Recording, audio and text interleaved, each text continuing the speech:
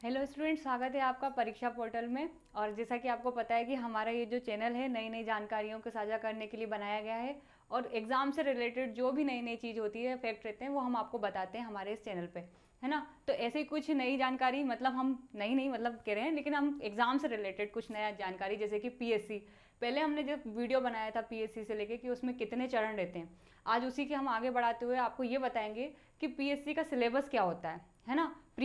Pre के लिए आप कैसे क्वालिफाइंग कर सकते हैं, मतलब आपको क्या क्या पढ़ना होगा, और पर्टिकुलर हम एक टॉपिक पे चर्चा करेंगे कि किस सब्जेक्ट के अंदर कितने कितने टॉपिक को मेंशन किया गया है उसके सिलेबस में।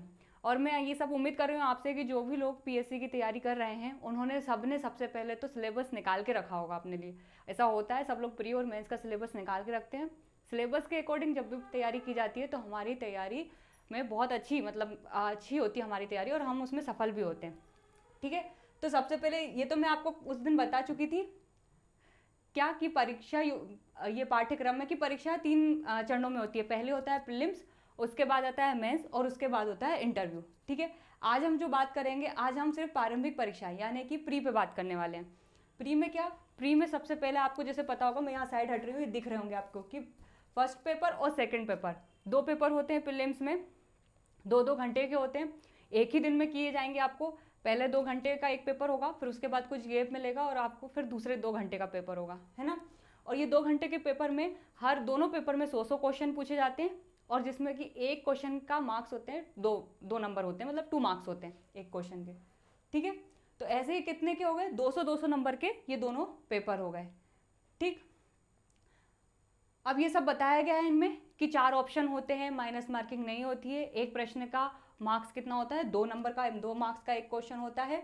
ठीक है, और ये कुछ बातें दी हैं कि आप जब भी इनकी एग्ज़ाम के बाद, प्री एग्ज़ाम के बाद जो भी इनकी आंसर की आती है वो आप इनकी वेबसाइट से डाउनलोड कर सकते हैं। इस तरह का कुछ बताया गया है। बाकी ये जब आप सिलेबस निकालते हैं तो आप पहले और दूसरे पेज की रीडिंग कर सकते हैं, इसमें ऐसा कुछ नहीं है, मतलब ज़्यादा ऐसा आपको सिलेबस से रिलेटेड। ठीक है, अब हम आएंगे सिलेबस पे। आज हम पढ़ने वाले हैं प्री का सिलेबस। आप लोग समझ चुके होंगे, 3 चरण में आपको बता चुकी हूँ, और आज हम उसमें से पहले वेज की बात करेंगे, यानी कि प्री की, प्रारंभिक परीक्षा जिसे हिंदी में बोलते हैं। ठीक है, इसमें क्या किया गया है, प्रीलिम्स में जो सिलेबस है उसको 10 यूनिटों में डिवाइड कर दिया गया है ना।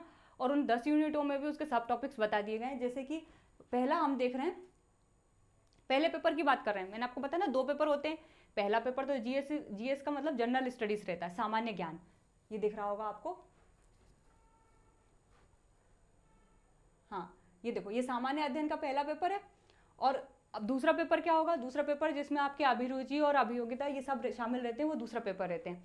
पहले पेपर में जैसे आप देख रहे होंगे क्या आ रहा है, इतिहास की महत्व, मध्य प्रदेश का इतिहास, संस्कृति और साहित्य, पहली ये यूनिट है ना, 10 यूनिटों में डिवाइड किया है।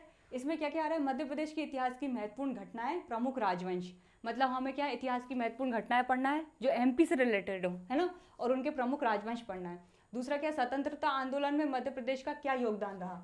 ठीक है, और फिर क्या है, मध्य प्रदेश की प्रमुख कलाएं, स्थापत्य कला, जनजातियां, बोलियां, लोक संगीत, लोक कलाएं, साहित्यकार।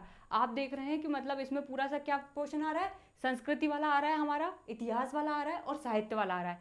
आप जो भी बुक प्रेफर कर रहे हैं एमपी पीएससी के लिए, हम हमारी आप जो देखेंगे अगली क्लासेस, तो हम उसमें बुक्स के बारे में बताएंगे कि आपको किस किस टॉपिक से रिलेटेड कौन कौन सी बुक प्रेफर करना है। बहुत से तरह की राइटर्स की बुक रहती है, लेकिन जिसको जो पढ़ने में अच्छा लगे हम भी हमारी तरफ से बताएंगे आपको कि कौन कौन सी बुक्स अच्छी रहती हैं। ठीक है, उसके बाद भारत का इतिहास, अभी तो हम जो पढ़ रहे हैं वो मध्य प्रदेश का इतिहास और संस्कृति में देखा हमने, जनजाति आ गया, है ना, हमारा इतिहास आ गया, साहित्यकार आ गए, लोक संगीत आ गए। दूसरी यूनिट है भारत का इतिहास। भारत का इतिहास का प्राचीन इतिहास भारत का, मतलब एशियन हिस्ट्री, फिर उसके बाद मिडिवल और फिर मॉडर्न, तीनों हिस्ट्री इसमें शामिल की है। 19वीं और 20वीं शताब्दी के धार्मिक सुधार आंदोलन, जो 19th सेंचुरी और 20वीं शताब्दी में जो भी धार्मिक सुधार आंदोलन हुए थे वो सब पढ़ना है हमें इसमें। और स्वतंत्रता के पश्चात जो एकीकरण हुआ, मतलब हमारे जो भारत का एकीकरण हुआ, वो हमें इसमें देखने को मिलेगा। ठीक है, अब इसमें हम देख रहे हैं कि मध्य प्रदेश के भूगोल, हाँ, मध्य प्रदेश के भूगोल में क्या है, मध्य प्रदेश के वन उपज, वन्य जीव, नदियाँ, पर्वत, जलवायु, मतलब मध्य प्रदेश के जितने भी वन उपज हैं, वन से संबंधित जितनी भी चीज़ें हैं ना, मध्य प्रदेश की जितनी भी प्राकृतिक चीज़ें हैं उन सब का हमें इसमें पढ़ना है। और भारत और विश्व के भूगोल का, भारत और विश्व के भूगोल के बारे में हमें पढ़ना है ना। भारत और विश्व के भूगोल में मतलब जो भारत का भूगोल है, भौतिक भूगोल, प्राकृतिक संसाधन, सामाजिक भूगोल और आर्थिक भूगोल, है ना। इसमें जो जो टॉपिक दिए हैं जैसे वन, खनिज संपदा, जल, कृषि, वन्य जीव, है ना, ये सब आपको दिख रहा है। ये टॉपिक से रिलेटेड जितने भी एमसीक्यू हैं वो आपको पढ़ते चलना है और एमसीक्यू सॉल्व करते चलना है, ठीक। ये कौन सी यूनिट हो गई हमारी, ये हो गई यूनिट 4, ठीक है। अब यूनिट 5 हम देखेंगे। यूनिट 5 है हमारी पॉलिटी से रिलेटेड, मतलब पहले तो इसमें राज्य की संवैधानिक व्यवस्था। जब मैं राज्य की बोल रही हूँ मतलब एमपी से, एमपी के मुख्यमंत्री हो गए, एमपी के राज्यपाल हो गए, एमपी के जो पंचायती राज हो गया, है ना, एमपी के राज्यपाल, मंत्रिमंडल, एमपी का सब कुछ, ठीक है। और जब राज्य की अर्थव्यवस्था, ठीक है, अर्थव्यवस्था में क्या, मध्य प्रदेश की अर्थव्यवस्था में हमारी आर्थिक गतिविधियां हो गई, हमारी जनगणना पूरी आ जाएगी इसमें, हमारे उद्योग जातियां, आप देखोगे इससे रिलेटेड क्वेश्चन बहुत पूछे जाते हैं। और जो करंट में अपडेट हो जाती है, जैसे जनसंख्या वाला अपडेट हो चुका है तो उसमें अच्छे क्वेश्चन पूछे जाते हैं, ठीक है।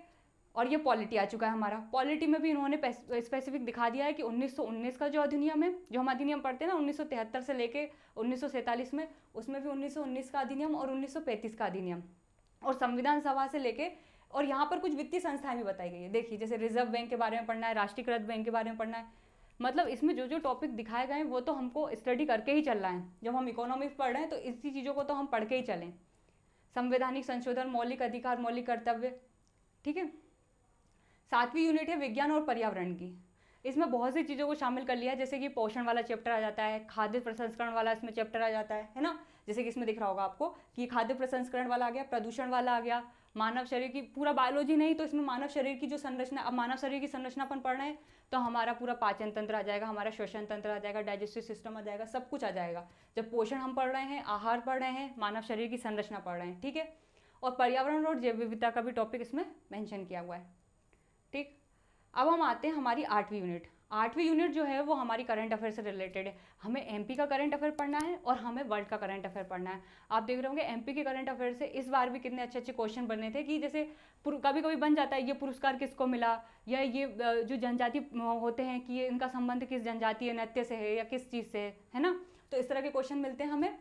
और जो हमारी 9th यूनिट है मतलब सूचना और इंफॉर्मेशन और कम्युनिकेशन टेक्नोलॉजी वाली, तो आपको इसमें सूचना और संचार प्रौद्योगिकी की आजकल मार्केट में इस 9 यूनिट के लिए, पर्टिकुलर 9 यूनिट के लिए, है ना, बुक्स अवेलेबल है, आप चाहें तो ले सकते हैं। और बिल्कुल रोबोटिक्स वगैरह, ई गवर्नेंस वगैरह उतना ही पढ़ना है हमको जितने से हमारा पेपर अच्छे से सॉल्व हो जाए। ऐसा नहीं है कि हम ज़्यादा पढ़ लें और हम पेपर को सॉल्व ना कर पाएँ। तो एक एक टॉपिक उठाएं, उसको पढ़ते जाएं और उससे रिलेटेड जितने भी MCQ हैं वो लगा लें। मुश्किल से 100-150 पेज की जो बुक आती है उसमें से भी आपकी अच्छी प्रिपरेशन हो जाती है 9 यूनिट के लिए। बाकी आजकल आपको डीप नॉलेज चाहिए तो और अच्छी अच्छी बुकें भी आप ले सकते हैं, है ना। जो 10 यूनिट है वो मैं बोल रही हूँ कि पॉलिटी, जो अपन पॉलिटी भी पढ़ रहे हैं और 10 यूनिट दो जगह आपको दिख रहा होगा। एक तो जब हम MP की पॉलिटी पढ़ रहे हैं तब पॉलिटी आ रहा है, फिर जब हम पॉलिटी देख रहे हैं भारत की तब आ रहा है। और ये 10वीं यूनिट मतलब पूरे आयोग से रिलेटेड है। वैसे इसमें दिखाए गए हैं, कितने दिखाए गए हैं, जैसे भारतीय निर्वाचन आयोग, राज्य लोक सेवा आयोग, फिर भी आयोगों के अंदर भी हम कुछ कुछ आयोग देखते हैं। ऐसे कुछ 16 से 17 आयोग आपको पूरे अच्छे से प्रिपेयर करना है, इनसे रिलेटेड MCQ याद करना है और है ना अपडेट करते चलना है। जैसे कि अभी रोज कोई नया राज्य निर्वाचन आयोग बन गया या फिर मुख्य निर्वाचन आयोग नया बना हुआ है तो आपको उसको भी अपडेट करते जाना है। तो ये हो गई हमारी पूरी 10 यूनिट। आपको हमने पूरा सिलेबस बता दिया, ये प्री का सिलेबस है। आप लोग सबसे पहले क्या करेंगे, इसको कहीं डाउनलोड करेंगे साइट से और इसको निकलवा लेंगे प्रिंट के रूप में, और बिल्कुल एक एक चीज़ को अच्छे से एनालाइज करते हुए पढ़ेंगे। और फिर आप देखेंगे कि आपके पास मटेरियल है या नहीं है। बुक से रिलेटेड हमारा नेक्स्ट वीडियो आएगा। पहले हम इसके पहले आपको मेंस का सिलेबस भी बताएंगे, फिर हमारी बुक्स कर आएगा, है ना, ठीक है। तो आज की हमारी ये क्लास यहीं ख़त्म होती है। बने रहिए ऐसी नई नई जानकारियों के साथ हमारे चैनल के साथ। लाइक करें, शेयर करें, सब्सक्राइब करें। Thank you.